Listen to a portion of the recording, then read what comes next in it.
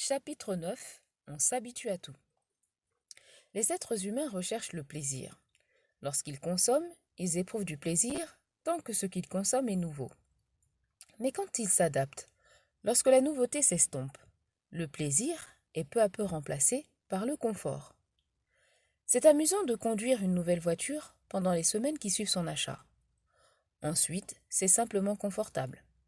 Plus agréable et sécurisant que de conduire l'ancienne voiture, certes, mais rien d'extraordinaire.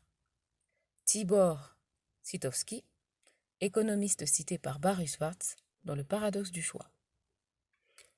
En biologie, s'adapter est généralement considéré comme une bonne chose. Un animal s'adapte à son environnement.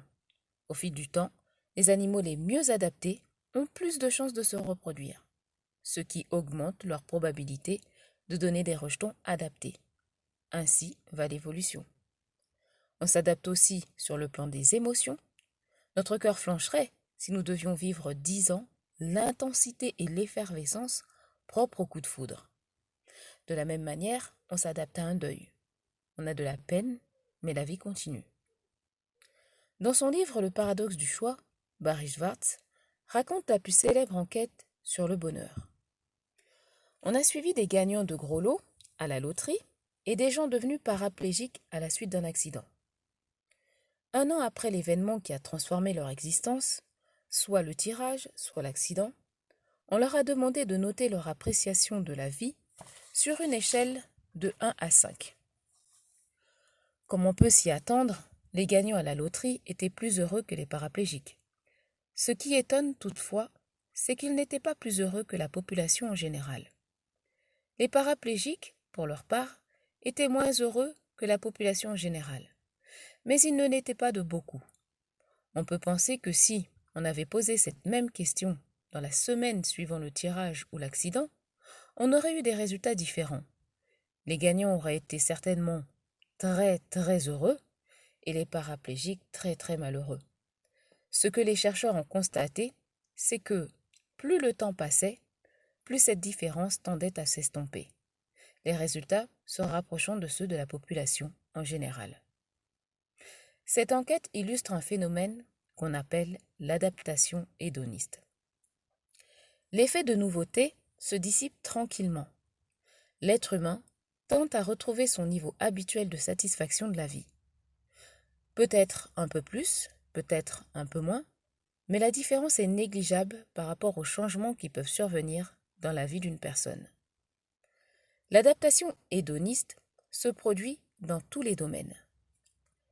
Par exemple, nous nous habituons à notre télé neuve, à notre nouvelle salle de bain. Bien vite, l'excitation du début fait place à la routine. Curieusement, au lieu d'être contents, nous nous mettons à chercher la nouveauté sous une autre forme, sous une meilleure forme, plus intense si possible. Et pour cause, l'effet de nouveauté procure à notre cerveau une dose de dopamine, ce qui crée à la longue une dépendance. Et devant cette dépendance à la nouveauté, nous nous comportons comme des junkies. Au fil du temps, nous avons besoin d'expériences de plus en plus intenses et produisant des émotions de plus en plus fortes. Cette course nous entraîne bien loin des petits bonheurs du quotidien. Un rayon de soleil qui entre par la fenêtre pendant que nous déjeunons un matin d'hiver nous laisse indifférents. Le câlin de notre adolescent ne nous émeut plus. Une sortie au cinéma nous fait du bien, mais elle est loin de nous procurer une émotion aussi intense que l'achat d'un billet d'avion pour un grand voyage. C'est là l'effet pervers de l'adaptation hédoniste. Avec cette découverte, les chercheurs ont pu conclure que même si nos ancêtres n'avaient pas accès à l'abondance matérielle, ni au confort dans lequel nous vivons, leur appréciation de la vie n'était pas différente de la nôtre. Ils étaient tout simplement habitués à leurs conditions de vie.